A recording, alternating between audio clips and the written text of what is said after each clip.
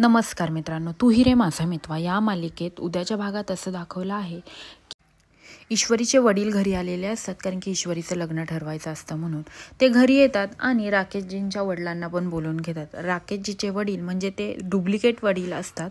त्यांना राकेशजींनी पैसे देऊन माझ्या वडिलांचा रोल करा असं म्हणून त्यांना त्यांच्या घरी पाठवलेलं असतं. तेव्हा ईश्वरीचे वडील त्यांना म्हणतात, तुम्ही काही राकेशजींच्या लग्नांचं पाहत आहे का?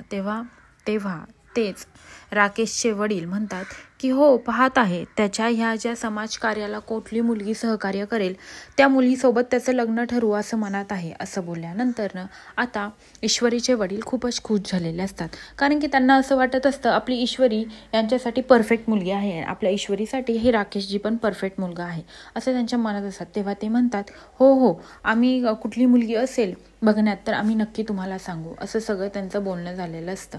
आणि इकडे आता राकेश म्हणत असतो, ह्या बावळट लोकांना मी आता चांगलंच माझ्या जाळ्यात ओढलं आहे.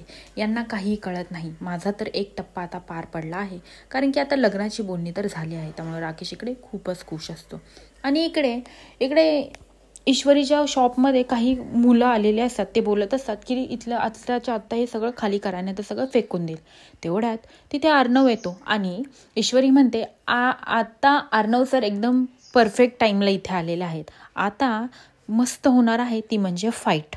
असं बोलल्यानंतर ती मुलं थोडी घाबरतात, कारण की अर्णव तिथं आल्यामुळे त्यांना थोडं घाबरल्यागतच होतं. आता अर्णव त्यांना सांगतो की तुमचा काय संबंध आहे इथे येऊन हे सगळं बोलायची? तुम्हाला कोणी पाठवलं आहे का? तेव्हा ती मुलं तिथनं गपचूप निघून जातात. आणि आता अर्णवला कळलेलं असतं की ईश्वरीच्या या शॉपला खूप जणांची वाईट नजर आहे. तेव्हा अर्णव स्पेशल लक्ष देऊन असतो ह्या शॉपवर. त्यामुळे आता पुढे काय होईल ईश्वरीच्या मालिकेत हे पाहण्यासाठी विसरू नका तू ही रे माझा मितवा आणि माझ्या चॅनलला सबस्क्राईब करा. धन्यवाद.